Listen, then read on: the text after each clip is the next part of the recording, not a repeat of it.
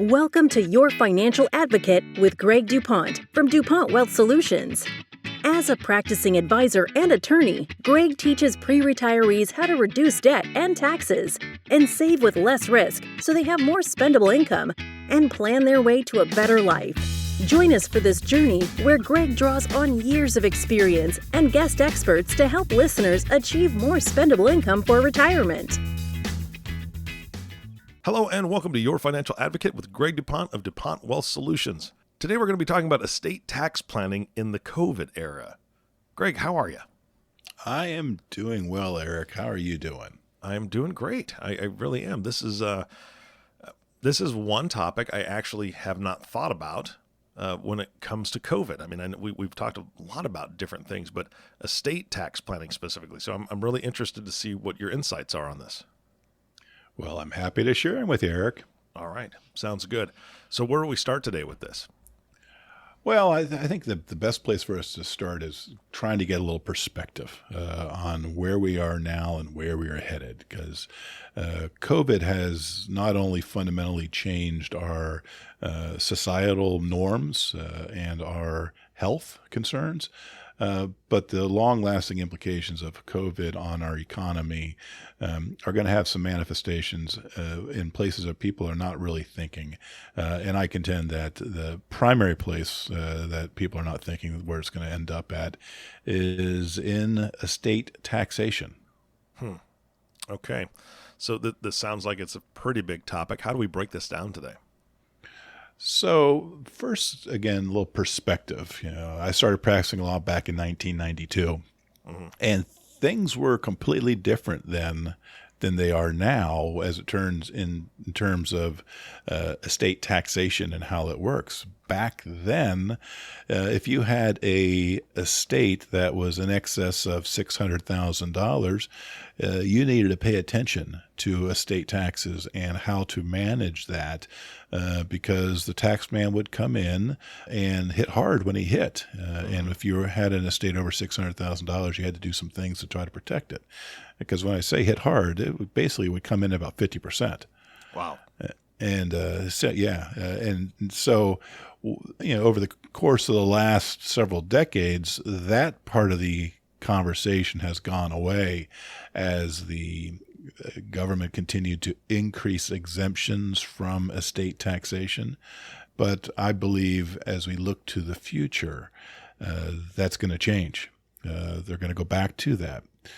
Well, I mean, that makes sense because, again, you and I've spoken before on the podcast that with all the stimulus, with all the money that is just flowing out of the government, the debt, national debt is, I don't even like to look at that debt clock anymore because it goes too fast for my eyes to follow.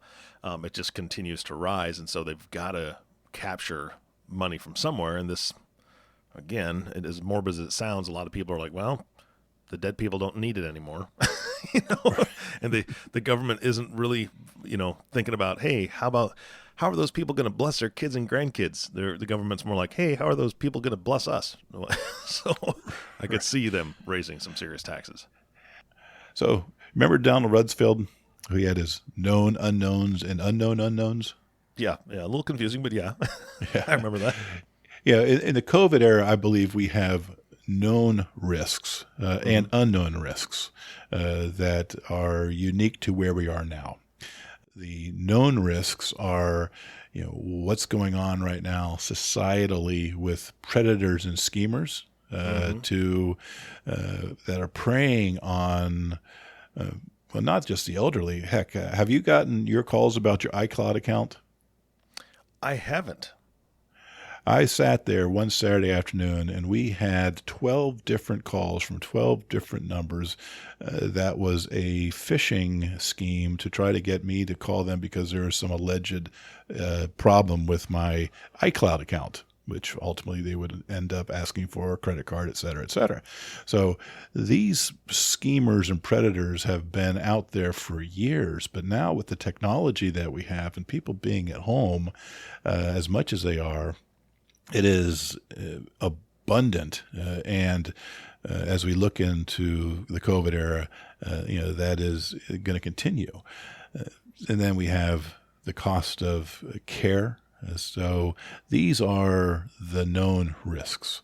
What people don't understand is the unknown risks of taxes in the future. Mm-hmm. Yep. And I mean, you said one of the known risks as far as, long-term care or health and hospital. I would even wonder about that as far as we know that's a risk, but do we know the true cost of that risk? Because with all the COVID stuff and the different things that these facilities are having to implement, they're going to be passing costs on to residents and people that need to utilize those types of services. And so I'm curious how much the cost will actually go up compared to maybe the last 5 years. What's the cost going to go up in the next 5 years? Right. And when you think about the exacerbating effect of the current political climate where there's talk about, Medicare for all, that type of stuff, we're moving toward a increased caste system with medical care. And the powers that be are going to surtax the people that try to go private to support the people that are taking the governmental care. And so we don't know how that's going to end up, but we know the dynamic that's at play. And if we project that out, what I believe you need to do, which is the 5, 10, 15, 20 years into the future, what's that going to look like? That long-term tax trend to pay back the government for medical care means that people that are private paying things are going to have to pay more. Yeah, absolutely.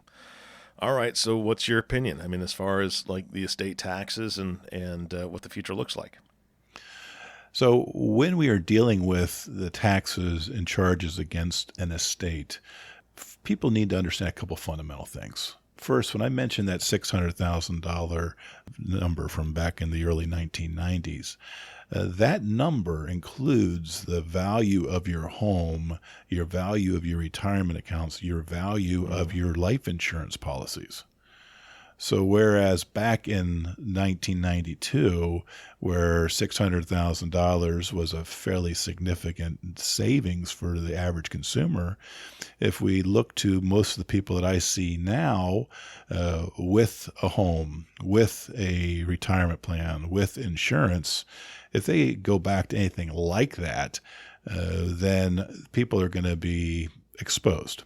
Now, if you think about the math, what was $600,000 back in 1992 is a little over $1.1 million of value now. Wow. And when I look at what's happening in the housing here in Central Ohio with the real estate bubble, so many homes are $500,000 and up.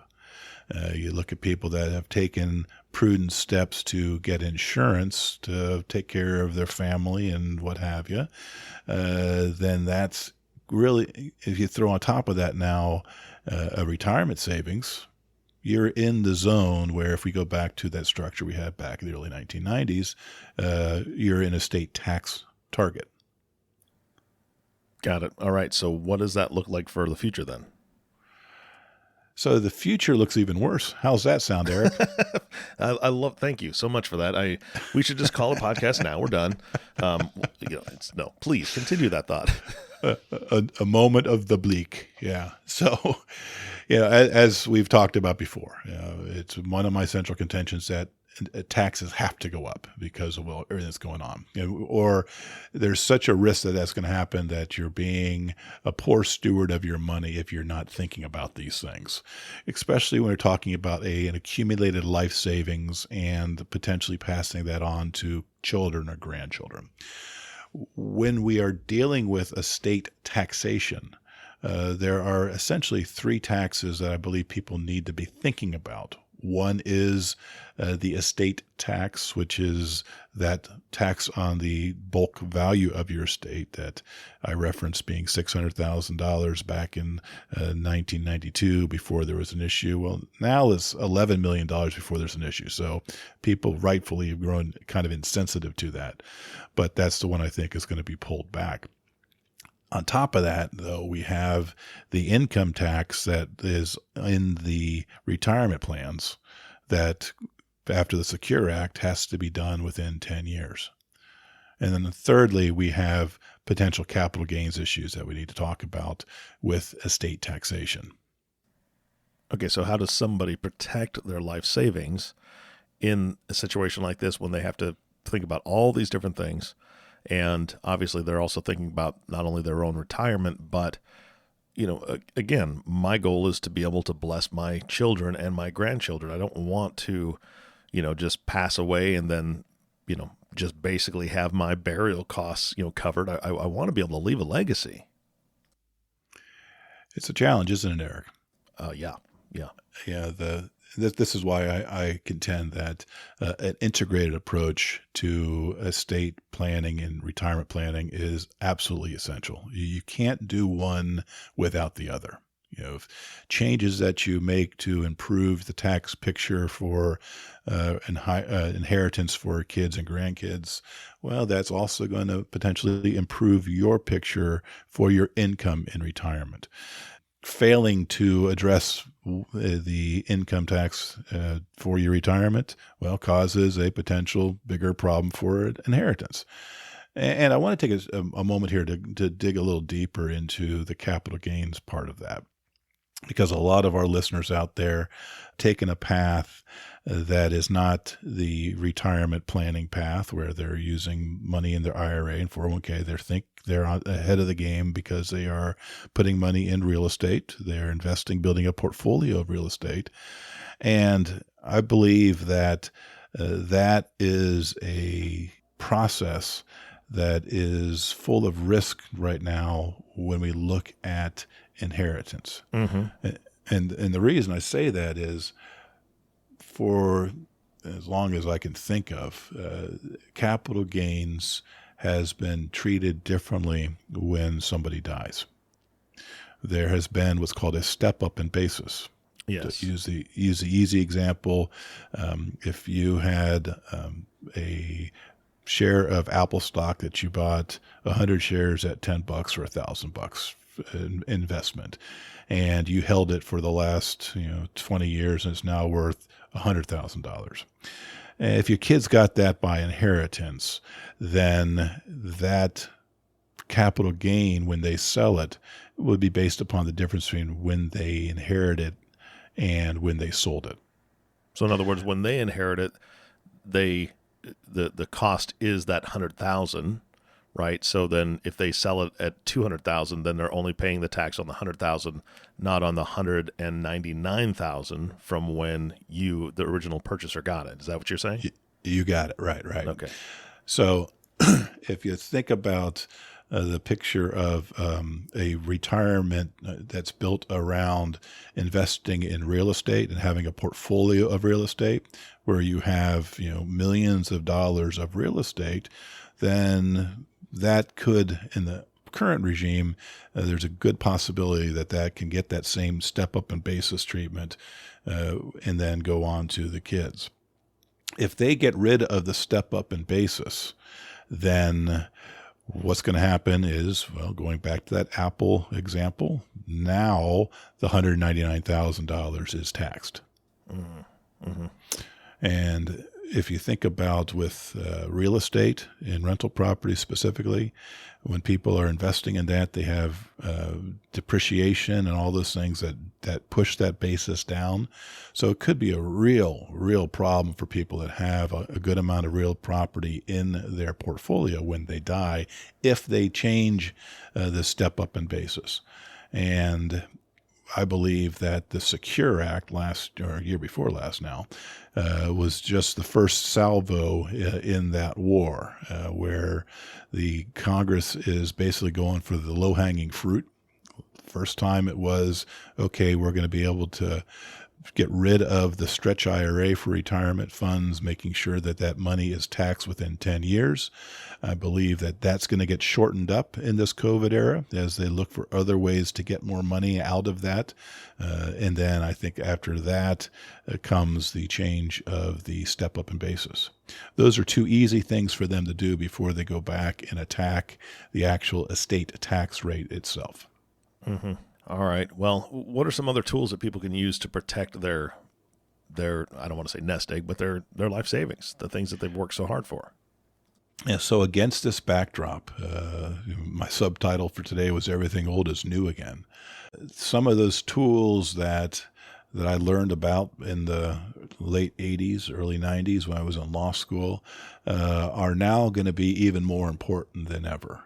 Things that people have not paid much attention to in their estate planning, retirement planning, et cetera. Things like, just first of all, a basic gifting strategy that many people don't do for fear of not having enough money in retirement. A gifting strategy where we're able to give, if you have a married couple, call it $30,000 a year to somebody, your kids or whomever, individuals, throughout your lifetime each year. So we need to start thinking about potentially, if we want to benefit our kids and grandkids, do we use a gifting strategy to try to get some of that money out of our taxable estate? Now, if you go past a basic gifting strategy like that, then now we got to take another good hard look at life insurance. Because life insurance is, I believe, as we look down the road, again, 10, 15, 20 years, the best bet for you being able to pass any type of asset on to children or grandchildren without it being taxed. Yep. Okay. And then when we look into life insurance, there are ways to do that so that not only does it benefit your intended heirs, but provides you some benefits during your lifetime as well. Gotcha. So for example, Eric, if I told you that I knew a money genie, and that money genie would take every dollar that you put in to pay for a life insurance policy, and they'd basically say, for every dollar you put in, I'm going to put $3 in. And the outcome of that would be something that provided not only tax-free death benefit, but potentially tax-free income for you during your lifetime. How much money would you want to give that genie? As much as I could. Yeah. In the meantime, people, instead of doing that, are saying, well, I'm going to put my money in my 401k because I get a match of 6%. Got it. Yeah. We got to start thinking differently, folks. Yeah. So other than giving your money away as a basic gifting strategy, because, okay, we got enough that we're comfortable in doing that, and we're going to make sure that we get that down to the next generation or the generation thereafter, or using life insurance, which is taking money out of your estate to pay for the premium. Other than those two things, then we look at some of the legal structures that are out there for us to try to mitigate this. By using trusts, whether we use revocable trust or irrevocable trust, these are going to be tools that have an additional need in this era than they had for the last, call it 20 years. All right. And I know that we can dive really deep into those in future podcasts, right? We will go into the deep waters. All right. Sounds good. So what else? So going back to that example that I gave with the portfolio of rental properties that people may have accumulated throughout this era, we might want to look at a family limited liability company to start peeling away some of that value, giving it to the kids while you're alive without losing control over it. That's another tool that people have used historically that is going to have a fresh look for people that have been able to accumulate those type of things, or for that matter, for the family business. These are the tools that we need to look at to pass that on to the next generation with the least amount of tax complications. And then lastly, for those that are so inclined, a fresh look at charitable trusts, being able to put money ultimately where you want it to go, to benefit who you want it to benefit, instead of going into the general coffers of the government. Yeah, obviously, I think everybody would like that as opposed to the latter option that you gave. So Greg, there's a ton of great information in this podcast already, and I know that we're getting low on time. There's a lot of strategies. There's a lot of positive things. I mean, this is, the last part of this podcast has all been silver linings on what people can do. First of all, I'm going to ask you for final thoughts for today's podcast. And then the second piece is for those that are interested in exploring some of these and not waiting for those podcasts that we're going to do that are going to deep dive into these different categories. I'm going to ask you to, give your contact information so they can reach out to you. But to wrap up today's podcast, what would your final thoughts be? We are entering a new era. I'm calling it the post-COVID era. Actually, I'm calling it the COVID era because I don't think post is ever going to be there. This is going to always be with us now. And just like the 401k ushered in an era of complacency with retirement planning, the change of tax law after 92 ushered in a era of complacency with tax planning for your estate. We are now entering uncharted territories where an increased need for governmental revenue is not only going to be squeezing those retirement funds, but it's going to be squeezing estate funds. And we have to take proactive action as good stewards of our money. We've worked hard to save this money throughout our lifetime. And although we've taken care of our kids and they've gotten to a spot where they're doing well for themselves, you have to think down another generation. Because we have gone through an era here in the post-World War II U.S. Of unprecedented middle-class growth. And if you look at all of the factors that are in play, the chance that your grandchildren are going to be able to accumulate savings like you have is very low. And so being a good steward of the family fortune, as it were, we need to be taking those type of steps. And if you do wish to reach out and talk to me about those steps and others, you can reach me through the email, greg@dupontwealth.com. That's Greg @dupontwealth.com. Or by phone at area code 614-408-0004. And I will talk to you, bringing both the disciplines of the financial advisory world that I've grown to know, as well as my 30-odd years of estate planning experience from the law side. Yeah, and that's incredibly valuable. Greg, thank you so much for the podcast today. It actually gave me a lot of hope for all the different ideas that you've brought forth of how to protect that life savings that people really do want to protect. I don't think anybody's just ready to say, hey, Uncle Sam, come on in and take it. I know I'm not. So, again, thank you so much for your time today. Thank you, Eric. Take care. And, of course, the last thank you goes to you, the listening audience. Thank you for tuning in and listening to Your Financial Advocate with Greg DuPont. If you have not subscribed to the podcast yet, please click the subscribe now button below. This way, when Greg comes out with a new podcast, it'll show up directly on your listening device. This makes it much easier to share these podcasts with your friends and family. Again, thanks for listening today. For everyone at DuPont Wealth Solutions, this is Eric Johnson reminding you to live your best day every day, and we'll see you next time. Thank you for listening to Your Financial Advocate. Click the subscribe button below to be notified when new episodes become available. The information covered and posted represents the views and opinions of the guest and does not necessarily represent the views or opinions of DuPont Wealth Solutions. The content has been made available for informational and educational purposes only. The content is not intended to be a substitute for professional investing advice. Always seek the advice of your financial advisor or other qualified financial service provider with any questions you may have regarding your investment planning.